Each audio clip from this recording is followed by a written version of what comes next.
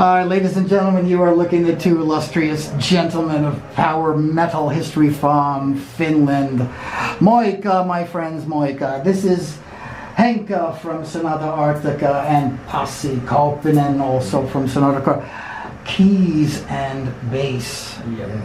Two of my dear friends in heavy metal. It's so nice to see you guys back in New York City, and I want to keep this nice and quick.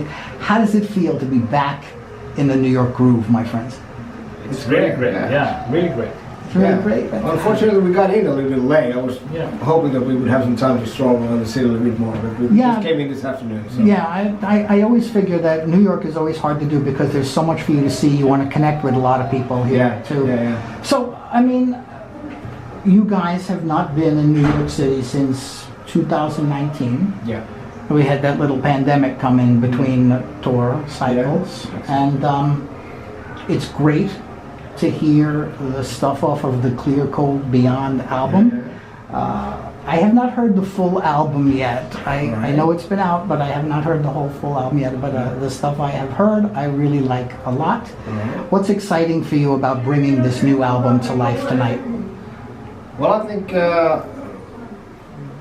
you have to go a little bit back before getting there, because our last studio album was kind of soft. Right. And then we do go even softer into acoustic albums, and then at some point you just get feel like you're a little bit lost, and then with those pandemic shit or whatever going on. So I'm really happy that we're back into what we're supposed to do, maybe.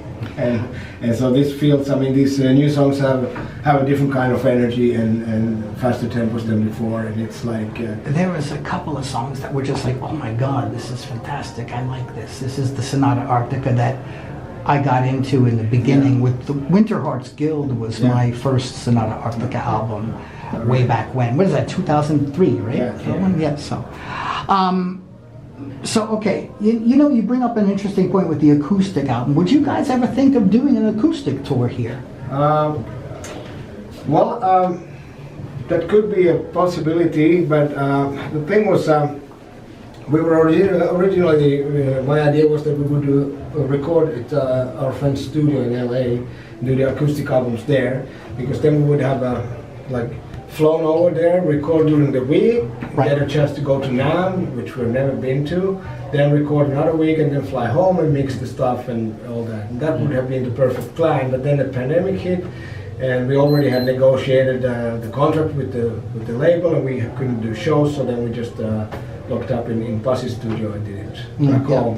And then so after that, when we went out on the road, we did basically a 10-week tour of acoustic, and I don't think it's going to be 1 or 2 years. It's going to be probably more before anybody agrees to play acoustic anymore. It was too much. So the album was recorded in your studio. You had a whole studio. Yeah. Wow. How was that as a thing?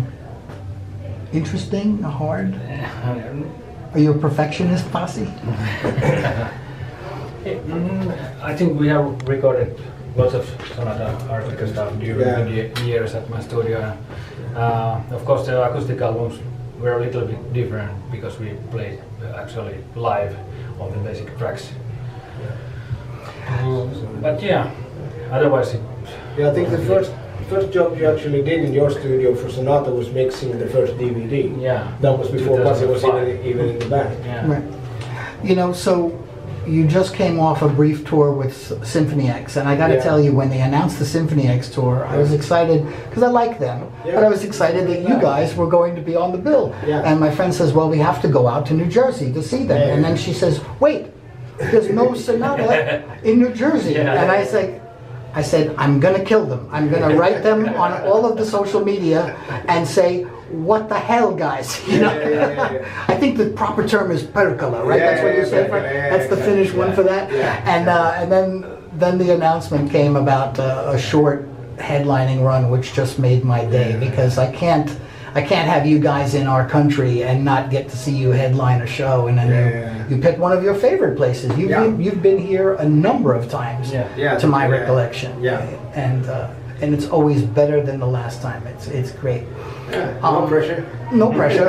I'm giving them all the pressure. You know, we have Tony and Tommy and Elias in the next room, and Tony is not feeling well. Tommy is tired, and Elias he's got a little sore throat now, but it doesn't. Nobody's seeing this yet. Don't worry about it.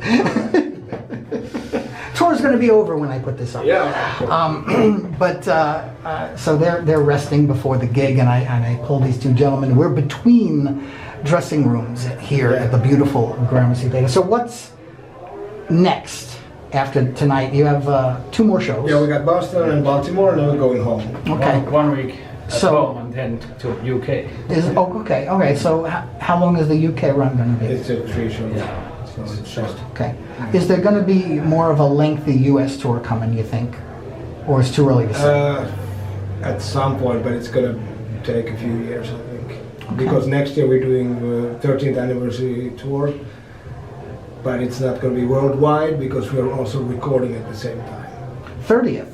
30th. The band is turning 30. See, I thought it was 20, but 25 I meant, but No. 30 Started 96. Yeah. Now I feel old. But imagine us. Yeah, but you guys still bring it on, and listen, I did this as a last minute thing to just catch up real quick. I want you guys to get some refreshment and be excited to go in. Right. I thank you so much for your time, and as the Finnish would say, they've taught me this. Kiitos, my friends. Kiitos. Okay, thank you guys, I appreciate it. Bye.